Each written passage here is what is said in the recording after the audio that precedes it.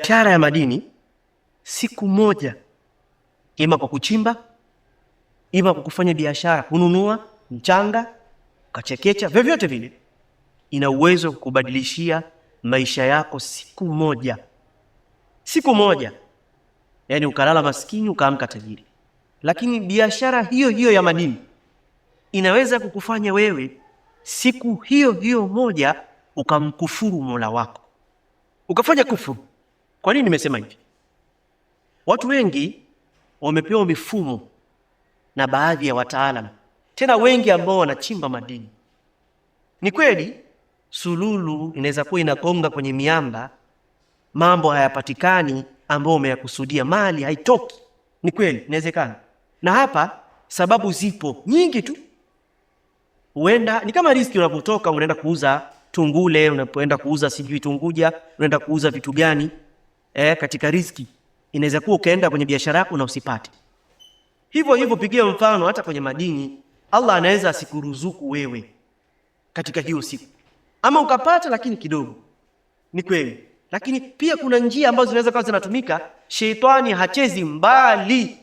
hachezi mbali na sehemu ambao watu wanapatia riziki. Anazunguka pale, anafanya doria, anarokoo pale mwenyewe, anahakikisha kwamba hivi simpati mtu hapa akakufuru, simletee mtu mawazo hapa akaenda sehemu akakufuru. Sasa siku moja unaweza ukabadilisha maisha yako, na ndio biashara yenye pesa. Siku moja ukabadilisha pesa yako, ukabadilisha maisha yako siku moja kwa kupitia madini. Lakini siku hiyo hiyo unaweza ukakufuru. Wengi wamekufuru, wengi wamefanya kufuru, wengi wamekufuru kwa namna ya kuingia katika mashaitani, kwa namna ya kuingizwa katika mambo ya kichawi ili kufanikiwa kupata hizo mali. Unaambiwa hii mali haiwezi kupatikana, ndugu yangu. Mtu anaambiwa afanye baadhi ya vitu, apeleke.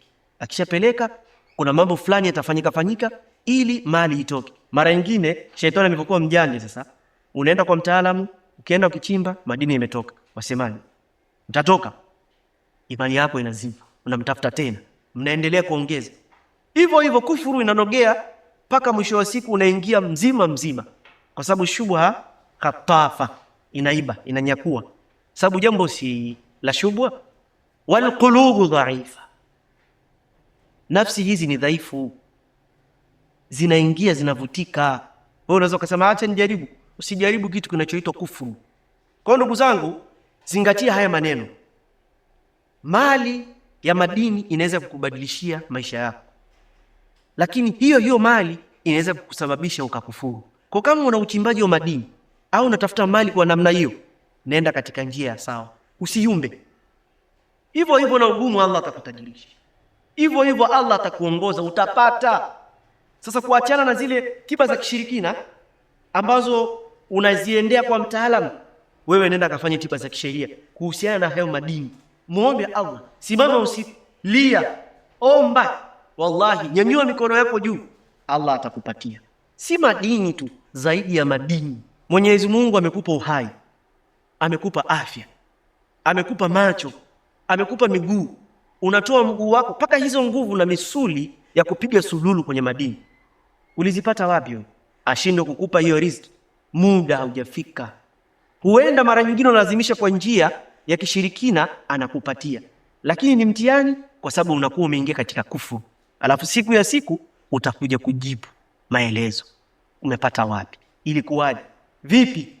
Kwa hiyo jiulize kwanza wewe mwenyewe, haya yote Mwenyezi Mungu kawezaje kuyafanya ashindwe kunifanyia hili moja? Muda haujafika. Subiri, muda utafika, utapata tu.